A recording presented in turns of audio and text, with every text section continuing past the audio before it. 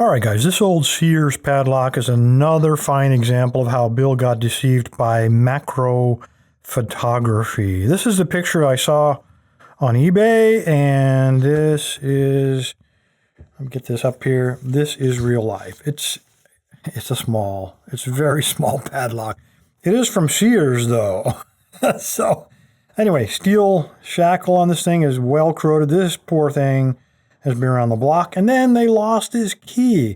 The only thing I've done to this, you see how rusted this is? This has not been opened in a very, very long time. Probably been living outside, but the bottom looked almost as bad. I did squirt some of our favorite secret juice in there, some WD-40, and hopefully it's been soaking overnight. Hopefully now we'll be able to pick this thing open. Have not picked it yet, but thought I might give it a try.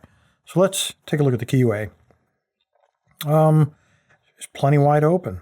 I can use top of the keyway or bottom of the keyway. I'd like to use bottom of the keyway when I can because it allows me to use a pick with a lot more curve in it. And this one's nice and wide. I'll use top of the keyway to keep the tensioner out of my way. So let's try that. Let's find a tensioner. See if this dude will fit. Okay, that's too big. Let's try the next size down. So red, white is a 1 millimeter. And the white one does fit. All right, get all that stuff out of here. I'll probably hold this in my hand. Might as well. And because I've got plenty of room still there to work with, I might as well use a wide pick if I can find a good one. And let's try this guy. It's got a nice amount of rise and a nice fine tip. This is Attila from Sparrows. And apply. Let's try to bully him first. I'm going to use heavy tension. Pin 1. Wow. Okay, we'll take it.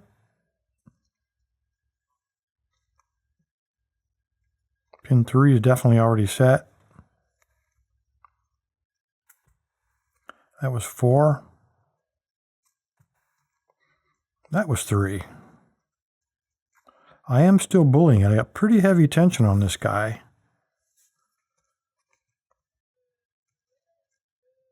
And I'm thinking some more secret juice.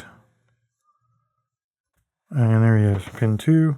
And we got an open. Now the question is, oh, look at there. That little guy had been waiting to come open for a very, very long time. Anyway, guys, there you go. A Sears 5-pinner. Not a lot to it. This guy's been waiting around a long time to star on the Lock Lab videos. Anyway, guys, appreciate your time. Stay safe. Stay legal. Now I'm going to go bury him in the backyard.